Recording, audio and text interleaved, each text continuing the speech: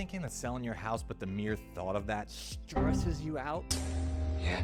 Well, I'm here to give you some zen, some calmness, whatever you want to call it, to make this process really stress-free. I can't really say stress-free. It's going to be stressful, but I could alleviate some of the stress with the steps that I have, and we're going to go through that right now. Sounds good to me. So the first thing is going to be the motivation. Why are you doing this? What are you thinking? Well, you know why you're doing this. You're either upsizing to go to a dream home, or you're downsizing, maybe paying off some debt, or maybe putting that towards a cruise or something of that nature. But whatever it is, you're gonna wanna have that motivation put up in plain sight. So put it on the refrigerator or somewhere that you walk by on a consistent basis. Trust me, when you are neck deep in boxes, you are going to really be regretting every decision you've ever made. So you want to make sure that you have the motivation that's right in front of you. The second thing I'll tell you is to make sure that you declutter as much as possible. Now, decluttering doesn't mean take everything out of the house. For showings, you still want to have like a kitchen table, some kind of bedroom set, those kind of things, because people can't actually visualize. You know, they say they can. First, I have to visualize. I'm a visualizer. But they can't. They can't visualize what is going to fit where and measurements and stuff like that. It's really difficult. So make sure that you're clearing it out, but really you're clearing out like the tchotchke stuff, the stuff that you've accumulated over the years and kids made you, and like all of these things that you acquire over years of living in a house. That's what we're looking to box up. That's what we're looking to make sure to get that out of there.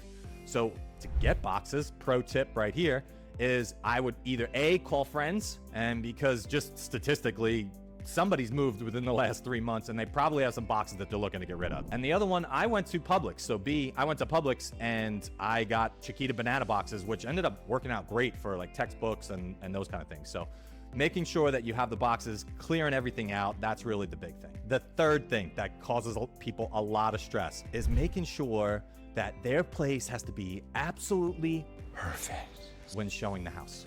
And it's gotta be that way 24/7. That's just not the case. You can actually schedule this out. So what I tell people is to schedule out a couple days during the week and then the weekend. So a couple days during the week could look like my Tuesday night, kids are out at dance and lessons and like all that stuff. And then Wednesday and Friday, they're at enrichment school. So they're not even at home any part of that day. So Wednesday and Friday are my 2 days. Those are my days where I know, because those kids, as soon as they walk in the door, they destroy my entire place. And that's just the way it is, because I have 5 kids. But you pick that day, or you pick those days, and you have those time slots as far as when you actually want to show the house. The other thing though, I would really say is that you make sure that you give time on the weekends. Wow, the weekend.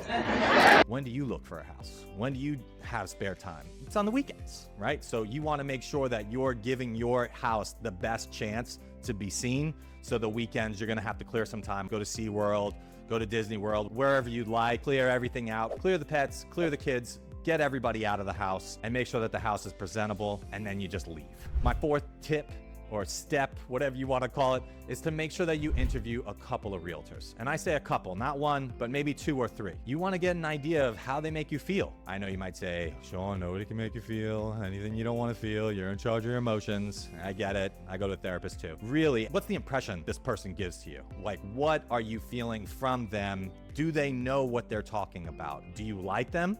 And do they know what they're talking about? Those are going to be the 2 big things. So them knowing the market. I have a bunch of questions that you can interview a listing agent with, and that's going to be in the description below. 5th one is going to be pay attention to the market. Now, I know your realtor is going to also be paying attention to the market and probably bringing you this information as well, but it's something to make sure that you're paying attention to. In the very beginning, find out how many days that the averages that it's on the market for from when you list it to when you close. Then you can kind of judge as far as where you're at. If your price is maybe like price to sell, then you can say that day range is a little bit shorter. So for 32828, 44 days on market from when you put the listing on to when you actually get it under contract, that's the average. And then the average to close is 84. So 84 from when you put the listing on the market to when you actually close is 84 days. Now, if you're priced aggressively, you can kind of take off a couple days from there. If you're not priced aggressively and you're trying to get top dollar for your house, totally understandable, but just know that you might be on the north side of that 84-day number. Really do a comparison on the houses that are sold and the houses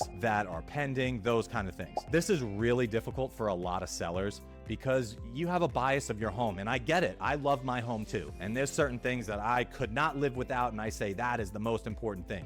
But that might not be what the market says. So just make sure that you're flexible, make sure that you look at what's going on in the market, and just make sure that you're aware of all of that. So you wanna put up your motivation, you wanna declutter, you wanna make sure that you have some kind of schedule for your showings and having the place clean and all that stuff. You wanna interview a couple realtors, and you wanna make sure that you're flexible watching the market. I do have a video on how to prepare your house for sale. Stay sane, everybody. I'll catch you on the next one.